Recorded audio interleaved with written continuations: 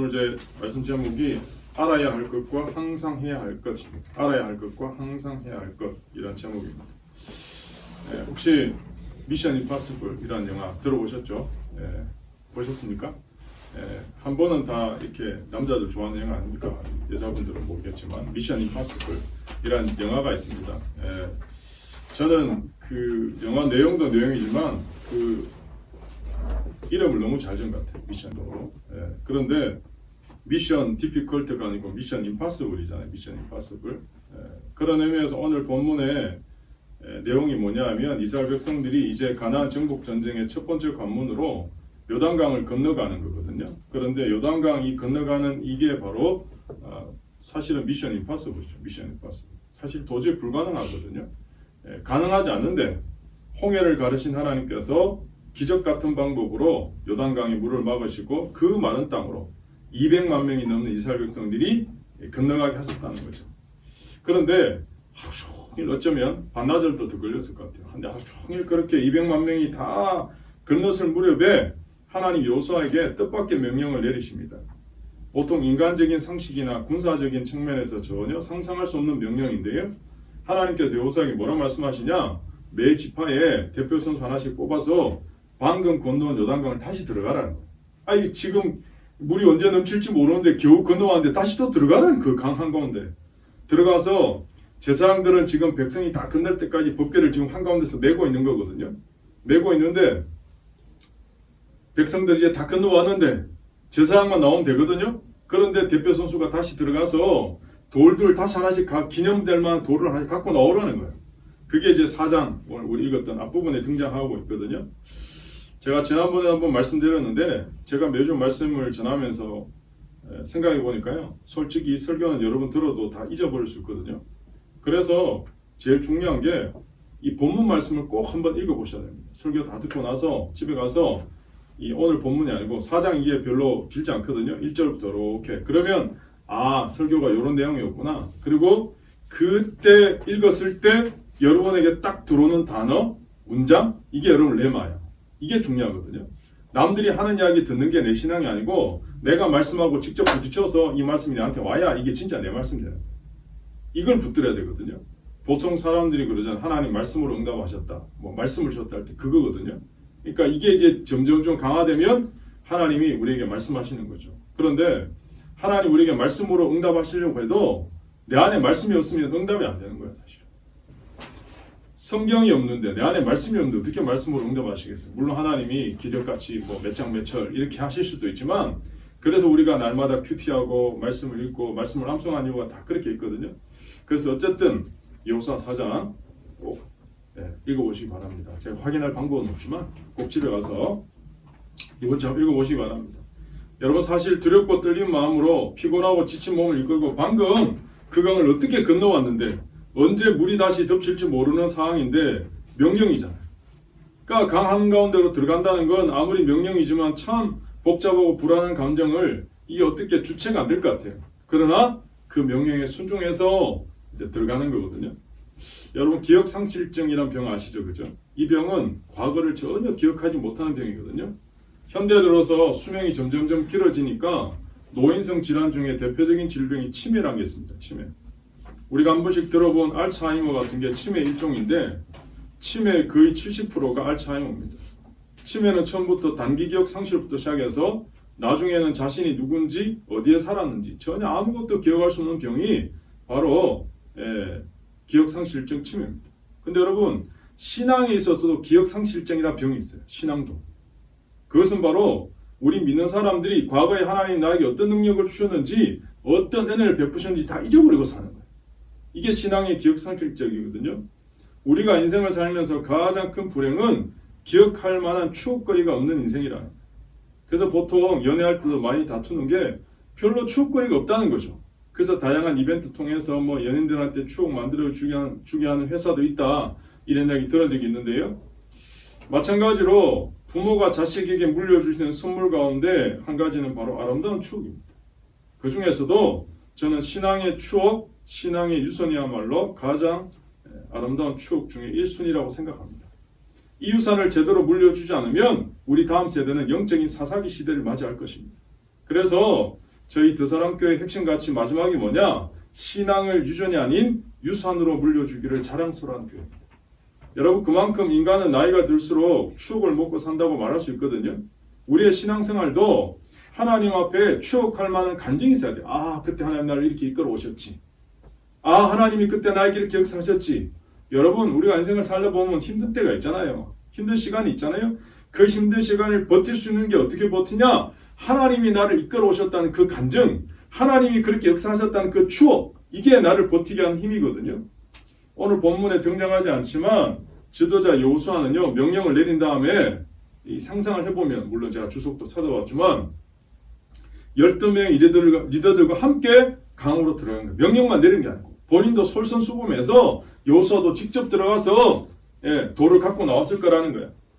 여호수아는 명령만 내리지 않고 늘 몸소 실천을 보이는 실천의 리더였습니다. 아마 12명의 리더들은 여호수아는 명령만 내리고 자기는 안 들어가네? 그러면 아마 조금 그랬을 거예요. 그런데 명령만 내린 게 아니고 같이 들어가니까 몸으로 아마 12명의 리더들도 용기를 얻었을 것 같습니다. 어느 누군가의 한마디 말이, 그죠? 용기 있는 한 번의 행동이 이게 전염성이 굉장히 강하잖아요. 그래서 어떤 유명한 강연자가 쓴 책 중에 나를 살린 한마디라는 책이 있더라고요. 여러분, 특히 많은 사람들 앞에 서 있는 우리 기성세대 또 리더로서의 이 말과 행동은 전염성이 엄청 강하게 작용하잖아요. 여러분, 그처럼 이 말 한마디 이게 진짜 중요하잖아요. 우리도 그렇지 않습니까? 관계에서. 여러분 한번 생각해 보시죠. 왜 하나님이 12개의 돌을 요단강 한복판에서 가져오라고 하셨을까요? 그것은 바로 요단강을 걷는 이 도하의 기적을 기념하게 했어요. 기억하게 했어요. 잊어버리지 않도록. 사실 지금 이렇게 요단강을 하나님의 기적적인 방법으로 건넜지만 사람이란 게요, 조금 시간이 지나면 어떻게 됩니까? 잊어버리잖아요. 화장실 들어갈 때 나올 때 다른 것처럼 우리가 이미 알고 있는 것처럼 이스라엘 백성들이 홍해를 건넜단 말이에요. 홍해를 건넜는데요, 광야길을 사흘째 갔을 때 마라라는 곳에 도착했거든요. 마라라는 곳 도착하니까 물이 쓴 거예요. 대번 나온 게 뭐냐? 불평이에요. 원망이에요. 홍해의 기적도 3일을 못 간 거예요. 이게 작심 3일이란 말 여기서 나왔나? 이렇게 생각할 정도로. 아니, 엊그제 하나님이 여러분 바다를 육지처럼 건넜단 말이에요. 우리가 만약에 그런 인생의 기적을 한번 경험했다 그러면 이거 평생 갈 것 같죠. 평생 우려먹고, 우리 여자분들 싫어하지만 남자들 군대 그 30개월 갔다 온 거고 평생 우려먹잖아요. 군대 그 기적 가지고. 그런데 홍해의 기적을 경험했다. 그럼 여러분 이거 평생 우려먹지 않겠습니까? 근데 이스라엘 백성들은요, 3일 만에 그 기적은 깡그리 사라져요. 3일 만에. 인생이 그렇다는 거예요. 지금 하나님은 이스라엘 백성들이 자신의 힘이 아닌 오직 하나님의 능력으로 이 요단강을 건넜다라는 걸 기념하고 기억하기 위해서 이 일을 명령하신 거죠. 여러분, 우리에게도 어떻게 보면 요단강 바닥 같은 인생, 요단강 바닥 같은 불가능의 자리, 요단강 바닥 같은 인생의 절망의 자리가 있으셨을 거예요. 우리 살아오면서. 그때 혹시 하나님의 도우심과 인도하심을 경험한 사실이 있습니까? 그러면 하나님 이 시간 예배를 통해 동일하게 말씀하실 거예요. 잊어버리지 마라. 잊어버리지 마라. 오늘 저와 여러분에게서 가장 큰 자산이라면 하나님이 나의 기도를 들어주셨다는 거예요. 더 나아가서 하나님의 초자연적인 능력으로 내 삶을 고치시고 치료하시고 인도하신 이 경험, 여러분 이게 가장 큰 인생의 자산입니다. 오늘 우리는 그것을 미천 삼아서 언제나 그 능력 가지고 살아가야 됩니다. 우리가 때때로 삶이 풍족해지거나 나태해져서 하나님을 잊어버리고 은혜를 저버릴 때가 있거든요. 그럴 때 우리 어떻게 됩니까? 요단강 한가운데 있는 돌을 바라보고 정신을 차려야 됩니다. 그것은 바로 우리 인생의 어느 순간 하나님이 나를 이끌어 오셨던, 하나님이 나에게 채우셨던, 하나님이 나에게 역사하셨던 그 기억을 항상 갖고 있어야 된다는 거예요. 오늘 본문을 통해서 하나님이 세우신 사람인 여호수아의 모습을 보면서 우리가 몇 가지 교훈을 얻을 수 있거든요. 첫 번째는 매 순간 잘하려고 하지 말고 최선을 다해서 전진하는 겁니다. 인생은 매 순간 잘할 수 없어요. 최선을 다해서 전진하는 겁니다. 오늘 요단강 한복판에 도착했을 때 여호수아가 조금 더 의아스러운 일을 한 가지 더 행하거든요. 하나님의 명령대로 12명의 대표들이 강 한복판에 이르는 한복판에서 큰 돌을 하나씩 파내기 시작했을 때 갖고 나오라 그랬는데 여호수아는 강 중앙에다가 제사장들이 언약궤를 메고 지금 물이 언제 넘칠지 모르는 그 상황에 제사장의 발 아래다가 이스라엘 12지파를 상징하는 12개 제단을 쌓아요. 예배당을. 이게 4장 9절 말씀이거든요. 근데 이 법궤를 보고 있는 제사장들한테 지금 들어가서 12개 돌을 원형으로 세워놓는 거예요. 예. 이건 하나님 내리신 명령이 아니었거든요. 그런데 여호수아가 순간적으로 너무 하나님 은혜에 감격해서 자발적으로 하나님께 드린 감사와 찬양 예배였다는 거죠. 사실 여호수아는 왜 하나님이 지금 강한군대에 들어가서 매지파 대표 선수들이 돌 갖고 나오라고 했는지 알았다는 거예요. 그러니까 여호수아는 자신에게 주어진 임무만 수행한 게 아니라 한 걸음 더 나가서 요단 한가운데 스스로 12개의 돌을 쌓아서 하나님을 예배하는 전을 만들었다는 거예요. 여호수아는 하나님이 자기의 주신 일만 감당하는 게 아니고 그 이상의 열정도 감당했던 리더라고 할 수 있다는 거죠. 그래서 여러분, 세상에서도요, 잘하는 것과 최선을 다하는 것은 엄연한 차이가 있습니다. 세상에서는요, 우리가 무조건 잘해야 된다를 강조하는 사회거든요. 최고의 경쟁 상황에서 여러 가지 부작용과 일탈이 막 나타나지 않습니까? 근데 오늘 하나님은 저와 여러분에게 잘하는 것이 중요한 게 아니라 할 수 있는 만큼 최선을 다하라 이렇게 말씀합니다. 할 수 있는 만큼 최선을 다하라. 하나님께서 우리에게 밤을 주신 이유가 뭡니까? 밤에 자라는 거예요. 밤에 잘 쉬라는 거예요. 재충전하라고요. 한마디로 말하면 잠잘 때 입을 덮어주시는 거거든요. 그런데 인간은 욕심이 있으니까 안 자고 버티는 거예요. 안 자고 딴짓하는 거예요. 결국 수많은 일탈과 범죄가 거의 다 밤에 일어나는 거죠. 한 가지 더, 주일은 영적으로 안식하고 하나님 앞에 예배드리는 날이거든요. 그런데 주일도 쉬지 않고 돈도 벌어오겠다고 인간이 욕심 부리고 본능적으로 막 그러잖아요. 옛날 서부 개척 시대 때 지난번 이야기 한번 해드린 적이 있는데 동부에 있는 사람들이 서부의 황금 찾으러 떠난 이야기잖아요. 그런데 두 가지 부류가 있다는 거예요. 주일도 쉬지 않고 막 먼저 도착해서 일확천금을 꿈꾸는 주일 질주파. 그런데 6일 동안은 열심히 달리지만 주일은 사람도 쉬고 말도 쉬고 예배 드리고. 그런데 결국 누가 먼저 도착했냐?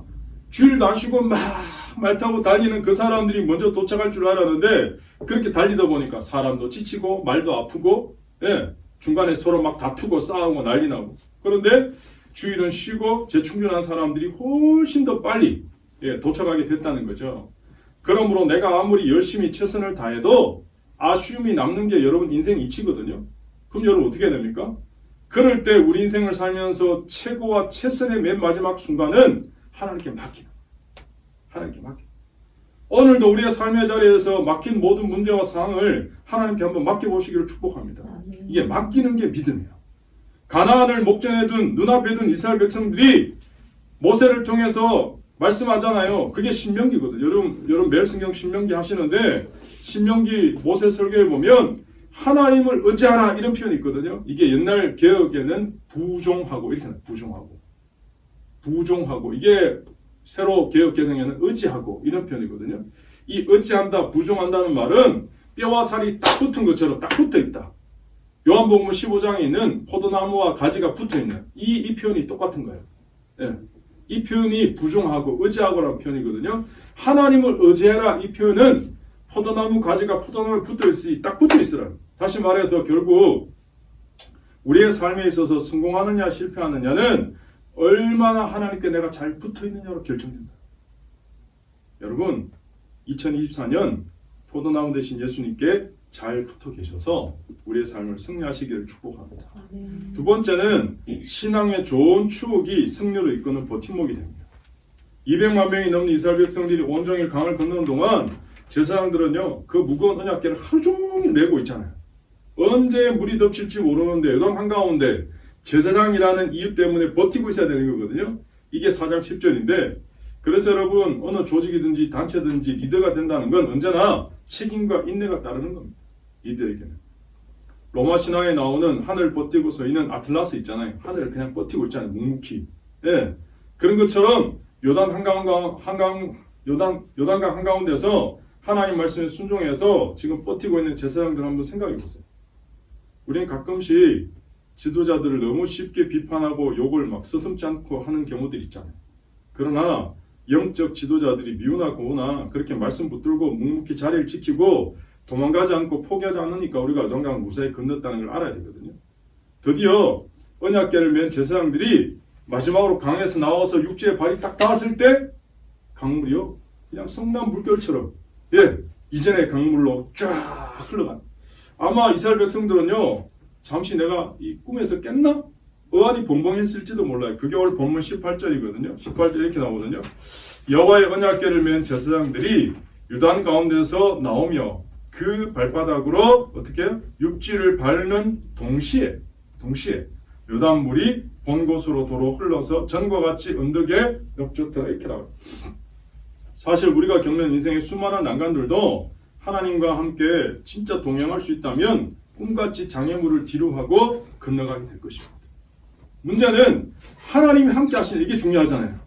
혹시 요즘 어떤 문제나 난간에 부딪혀 계십니까? 그러면 너무 빨리 절망하지 마시기 바랍니다. 언젠간 오늘의 이 사건이 반드시 간증으로 남게 될 것입니다. 저는 가끔씩 삶에서 개인적으로 고민이 있거나 흔들릴 때마다 나의 과거 속에서 어려웠던 시절에 하나님 어떻게 이끌어 오셨는지를 이렇게 한 번씩 추억해보고 상상하는 습관이 있거든요. 그러면서 하나하나 기억 속에서 정리하는, 기억을 갖고 이렇게 정리하는, 기도할 때도 그렇게 막 이렇게 정리하거든요. 10년 전, 20년 전 이끌어 오셨던 이 시간들을 막 파노라마처럼 그렇게 이제 정리하는 습관이 있는데, 제가 지난주에 우리나라에서 소위 글쓰기나 기록에 관해서 유명하신 분들 강연을 몇 개 이제 들어봤거든요. 그분들의 강연 중에 가장 제 머리에 남는 것 중에 두 가지가 뭐냐? 첫 번째는 자신의 일상이나 삶을 기록한 게 얼마나 중요한가. 그 얘기를 계속 하더라고요. 그래서 제가 스스로 그렇지, 내가 작년 1년 동안 일기를 매일 썼는데 올해도 내가 지금 매일 일기를 쓰고 있지. 어제까지도 내가 매일 일기를 썼지. 스스로 그렇지, 난 하고 있지. 그러면서 두 번째, 그걸 기억 속에서 잘 이렇게 끄집어내는 것에 대한 이야기를 하더라고요. 여러분, 이런 말 있잖아요. 우리가 살아가는 세상이 매일 햇볕만 쬐는 날씨가 되면 그 땅은 사막이 되어서 쓸모가 없어질 겁니다. 그래서 때로는 비도 와야 되고 바람도 불어야 되고 어떤 때는 태풍도 불어닥치도 합니다. 그런데 그런 시간을 지나야 비로소 땅도 쓸모가 있어진다는 그런 말이 있습니다. 하물며 우리 인생을 살아가면서 늘 햇볕만 비치는 날씨가 되지는 않을 거예요. 그죠? 그럴 때 그런 시간 속에서 나를 버티게 하고 그 시간을 잘 지나가게 만드는 것 중에 하나는 하나님과의 신앙의 추억입니다. 신앙의 추억. 사도 바울은 이것을 스티그마다. 갈라디아서 6장 17절에 이렇게 고백하잖아요. 이후로는 누구든지 나를 괴롭게 하지 말라. 내가 내 몸에 예수의 흔적을 지니고 있다. 사랑하는 여러분, 그래서 지금 예배한 순간이 참 중요하거든요. 마지막 세 번째는 세상의 지식이 아닌 영적 지식을 전수하는 리더가 되라. 요단강을 건넌 이스라엘 백성들이요, 그날 밤에 예리고성에서 동쪽으로 약 3.2km 정도 떨어진 곳, 그게 이제 길갈이라는 곳이거든요. 길갈이 진을 치게 됩니다. 수경지를 이제 펼치게 되죠. 이스라엘 가나안 정복 전쟁의 전초기지라고 할 수 있는 게 바로 길갈이거든요. 그러니까 정복 전쟁 기간 내내 여호수아의 모든 활동의 중심지, 전략적 요충지가 바로 길갈입니다. 이곳에서 여호수아는 각 지파들의 대표들이 요단강 한가운데서 힘들게 운반해온 돌 12개를 여기 기념비로 세우는 거예요. 사실 하나님이 그 힘든 요단강을 건너면서 이렇게 기념비를 세우게 하신 뜻이 뭡니까? 21절 나오잖아요. 21절에 이스라엘 자손들에게 말하 이르되 후일에 너희 자손들이 아버지 이 돌이 무슨 뜻입니까? 이렇게 묻는다는 거예요.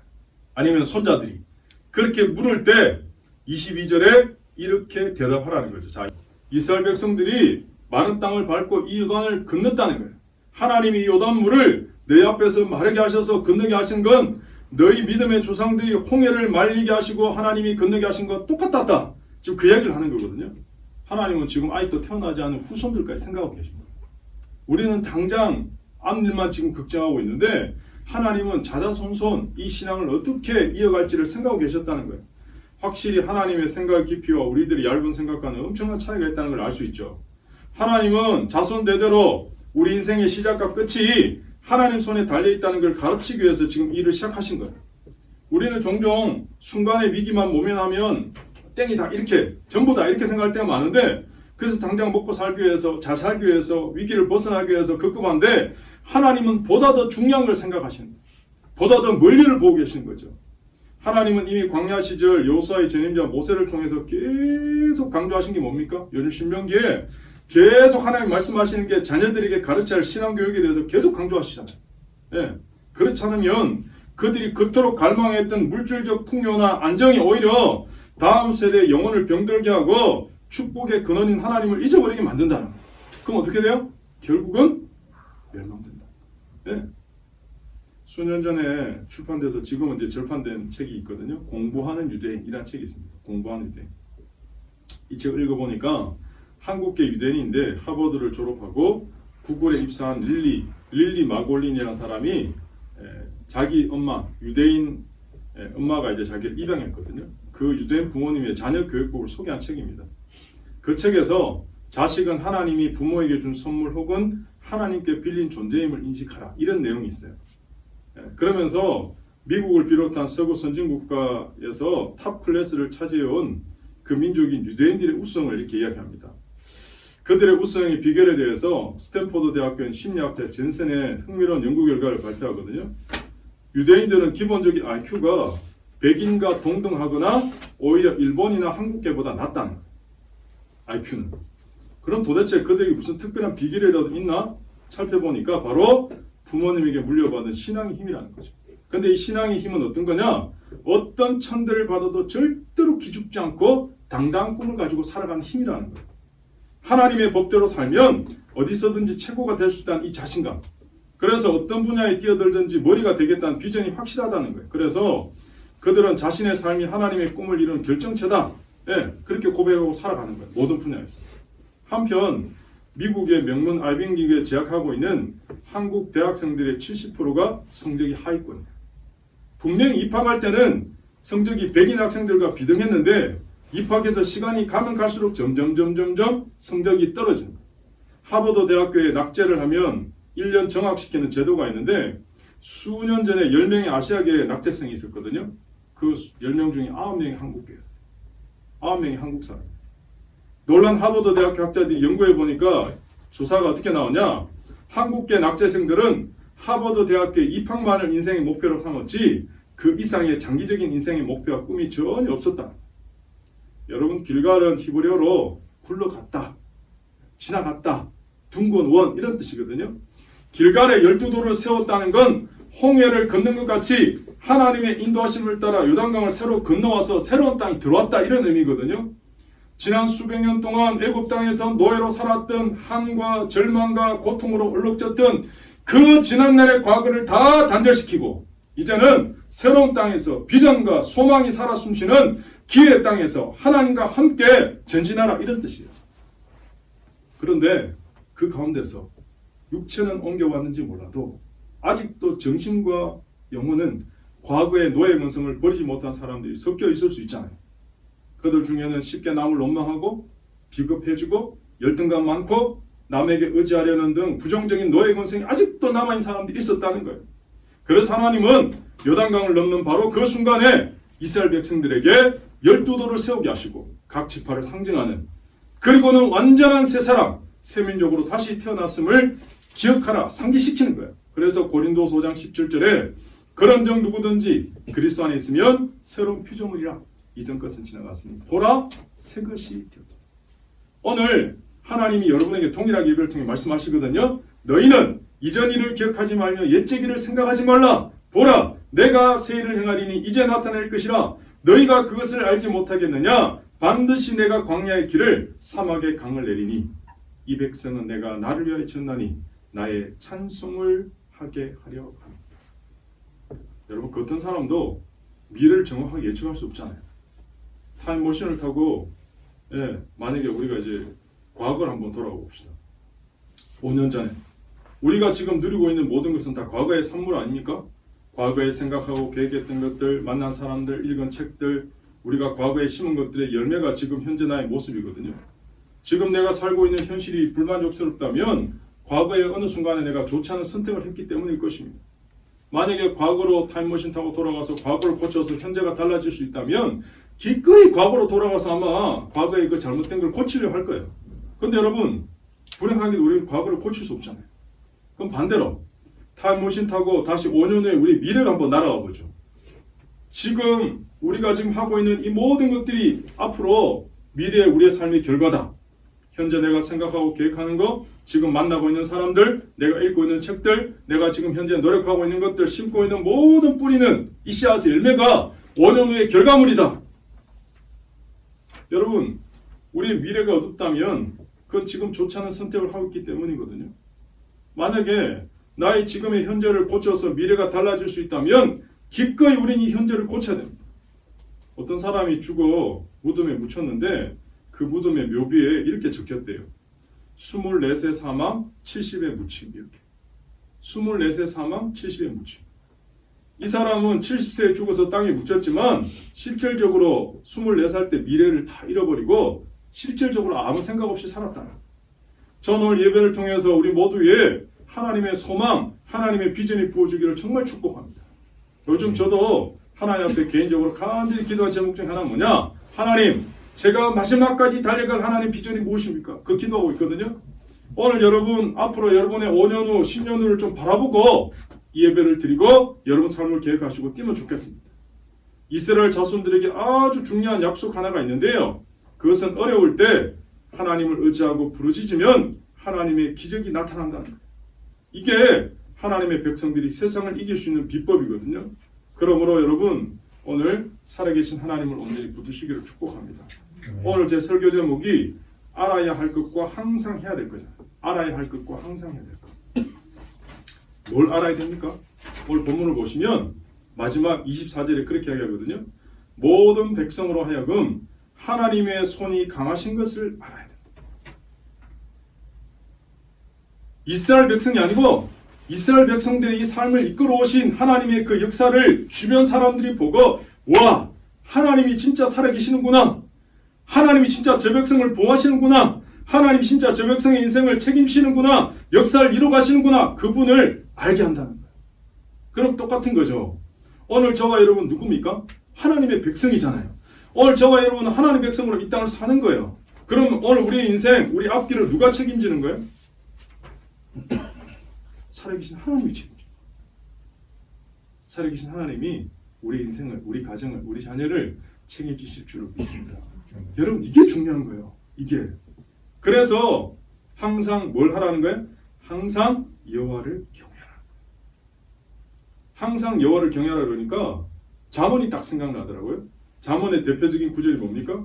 여호와를 경외하는 것이 지혜와 지식의 근본. 결국 여러분 우리가 우리의 힘, 우리의 능력, 우리의 지식, 우리의 간판 가지고 세상에서 승리하는 게 아니고 우리가 세상에서 승리할 수 있는 가장 중요한 비결은 하나님을 경외하는 거예요. 하나님. 네. 오늘 이 시간부터 항상 하나님을 경외하는 자세로 한번 살아보시기를 축복합니다.